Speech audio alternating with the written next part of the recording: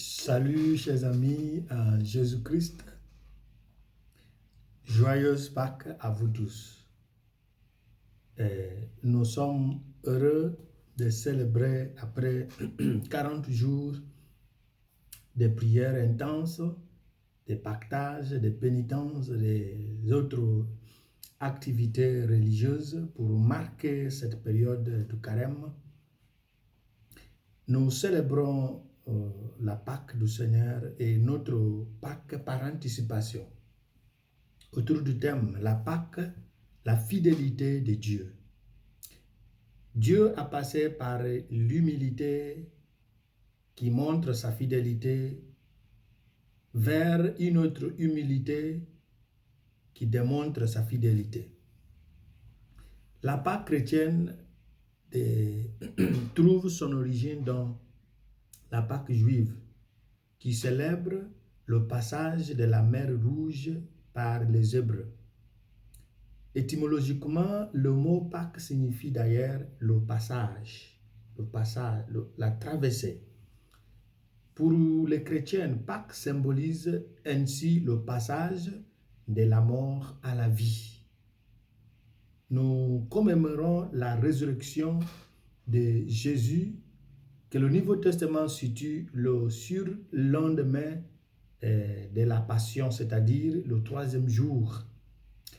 La solennité précédée par la Semaine Sainte, dernière partie du Carême, commence dans la nuit qui précède le dimanche de Pâques, par la veillée pascale.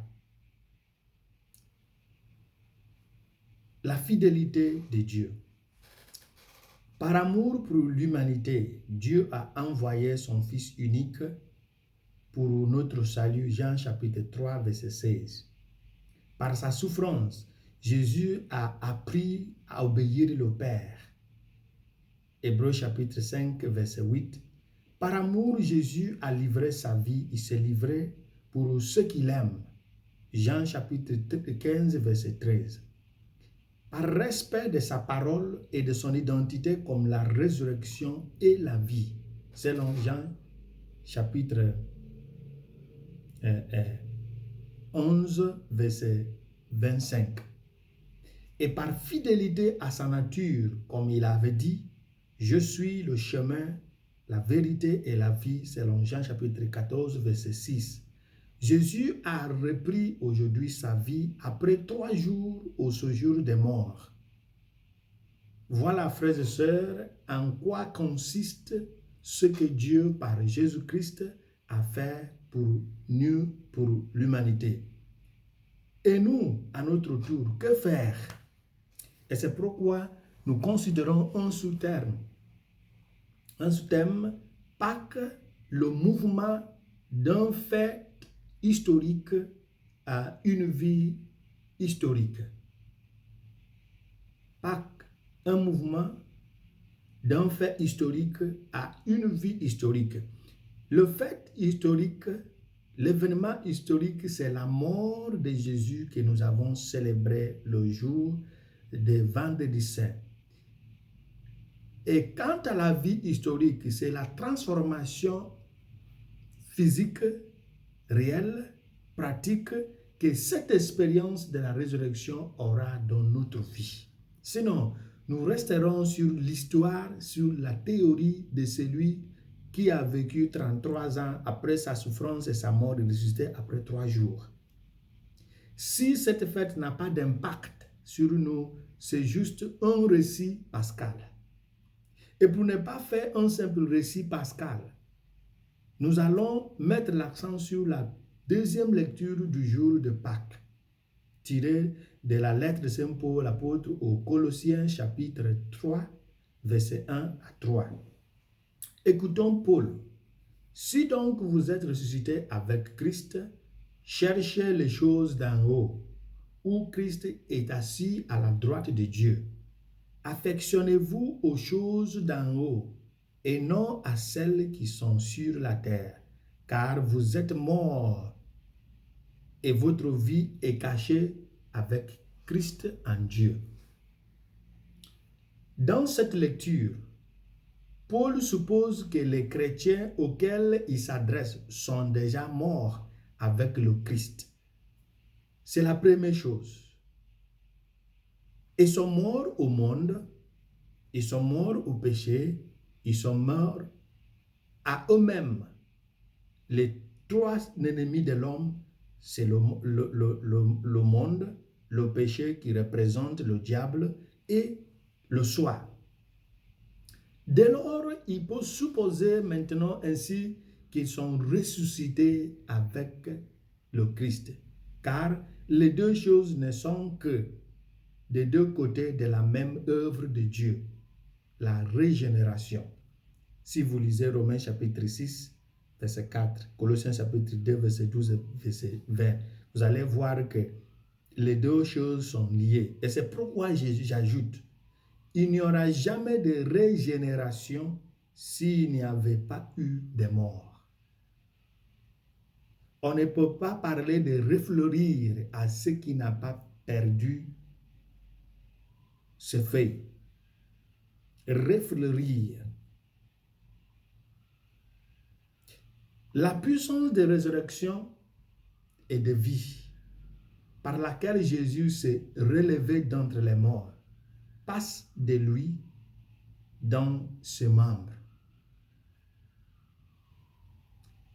C'est là pour eux la vie éternelle.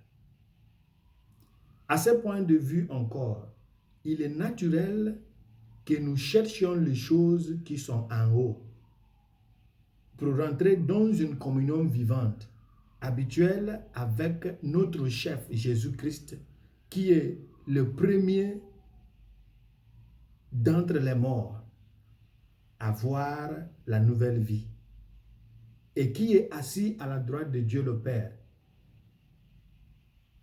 Et c'est ça la pensée qui doit nous animer, qui doit stimuler notre recherche par la puissance attrait. La puissance qui nous attire, le plus puissant attrait, ce qui nous attire, c'est parce que notre chef est maintenant là où il intercède, pour nous dire qu'il est possible d'imiter une nouvelle vie, si vous voulez.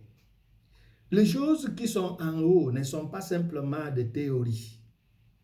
Ce sont donc tous les biens célestes dont Christ est pour nous la source. Ce que l'Écriture considère à travers plusieurs appellations. Philippiens chapitre 3, verset 14 l'appelle les prix de la vocation céleste. Matthieu chapitre 6, verset 20 l'appelle les trésors dans le ciel. Mettez les trésors dans le ciel. Au chapitre 6, verset 31, Matthieu la considère ou les considère comme le royaume de Dieu. Cherchez d'abord le royaume de Dieu.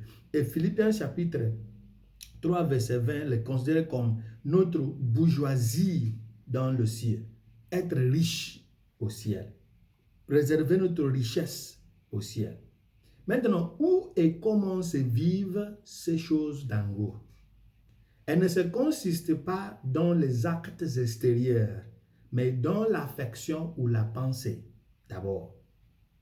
Romains chapitre 8, verset 5. Parce que ça commence, Marc nous dit au chapitre 7, verset 21, que toutes les activités humaines, mauvaises comme bonnes, commencent petit à petit dans le cœur de l'homme, afin qu'il ne soit réaliste. C'est-à-dire dans ce qui est de plus intime à nous. Par Saint Paul, pour célébrer la Pâque,